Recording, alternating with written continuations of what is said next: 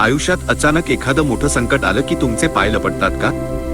नेमका माझ्याच वेळी असं का होतं? असा प्रश्न होऊन तुम्ही हताश होता? जर संकटांचं नाव ऐकताच तुमच्या मनात धडकी भरत असेल तर थांबा. हे नवे पर्व तुम्हाला हे सांगायला आलं आहे की संकट तुम्हाला संपवण्यासाठी नाही तर तुम्हाला घडवण्यासाठी येतात. आपण सोन्याला किंमत देतो, पण ते सोनं आगीत तावून सुलाखून निघाल्यावरच त्याला ती चमक मिळते हे विसरतो. स्वामी भक्ताच्या आयुष्यातील संकटही त्या आगीसारखी असतात.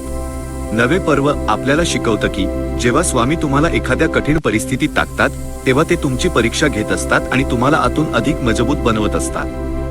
नवे पर्व संकटांकडे पाहण्याची नवी दृष्टी. या नव्या टप्प्यावर आपल्याला हे समजून घ्यायचे आहे की कठीण काळ हा शाप नसून वरदान ठरू शकतो.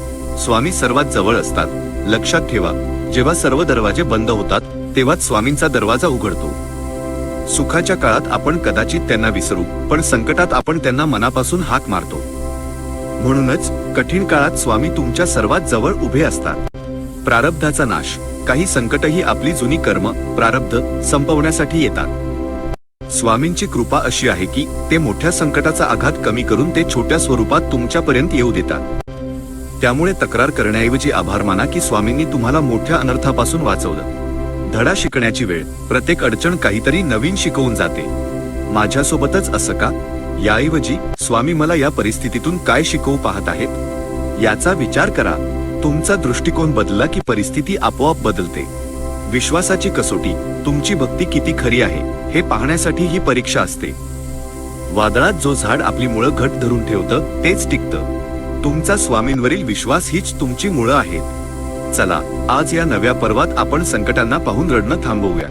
स्वामी माझ्या पाठीशी आहेत आणि ते मला यातून नक्कीच बाहेर काढतील. या जिद्दीने परिस्थितीचा सामना करूया. तुमचा हा आत्मविश्वास पाहून संकटही तुमच्या समोर गुडघे टेकेल. सध्या तुमच्या आयुष्यात सुरू असलेल्या कोणत्याही एका संकटाकडे बघून आज तुम्ही म्हणू शकाल का की ही स्वामींची परीक्षा आहे आणि मी यात पास होणारच? कमेंटमध्ये स्वामी मी लढायला तयार आहे असं लिहून आपली हिंमत दाखवा.